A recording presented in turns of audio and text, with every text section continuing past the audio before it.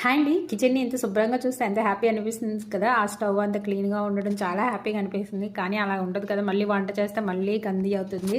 నాకు ఇలా కిచెన్ నీట్గా ఉంటే చాలా పని అయిపోయినట్టు అనిపిస్తుంది, ఏ పని లేదన్నట్టు అనిపిస్తుంది. మీరేమంటారో కామెంట్ చేయండి. ఈరోజు సండే కదా, అందరి ఇంట్లో నాన్ వెజ్ ఉంటుంది.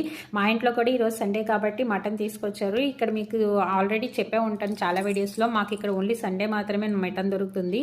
మిగతా అన్ని రోజుల్లోని చికెన్ దొరుకుతుంది అనమాట. మటన్ ముక్కలు ముక్కలుగా కట్ చేసుకొని కొంచెం సాల్ట్ వేసి వాటర్లో నానబెడితే చాలా బాగుంటుంది. జ్యూసీగా ట్రెండీగా ఉంటుంది, చప్పగా అనిపించదు. ఒక 15 మినిట్స్ పాటు ఉప్పు నీటిలో నానబెడితే మటన్ చాలా టేస్టీగా కూడా ఉంటుంది. ఎవరు ఎక్కువ కట్ చేసుకుంటారు వేలుతో, వెజిటేబుల్స్తో పాటు వేలు కూడా. నాకైతే చాలా ఎక్కువగా కట్ అవుతుంటాయి అప్పుడప్పుడు బొటన్ వేను. ఇలా ఉల్లిపాయలు అవి కట్ చేసేటప్పుడు చాలా మండుతుంది కదా, అక్కడ కట్ అయిన దగ్గర.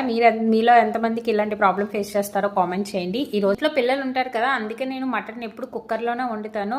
కళాయిలో వండితే చాలాసేపు టైం పడుతుంది, ప్లస్ అంత మెత్తగా కుక్ అవ్వదు. అందుకే నేను ఎక్కువ శాతం మటన్ తీసుకొస్తే కుక్కర్లోనే పెట్టేస్తాను. అవును, మీరు మటన్లో టమాటా వేస్తారా? కొంతమంది టమాటా వేరు కదా, నేనైతే కొంచెం గ్రేవీ కోసం నేను టమాటా వేస్తాను. మీరు ఎంతమంది టమాటా వేయకుండా వండుకుంటారో మటన్? ఏ మాటకి ఆ మాట, కానీ టైం పడినా కూడా కళాయిలో వండిన టేస్టే బాగుంటుంది. నాకైతే ఆ టేస్టే మటన్ కళాయిలో ఇష్టమా వండితే కుక్కర్లో ఇష్టమా? Comment on below. సబ్స్క్రైబ్ చేసుకోండి అబ్బా.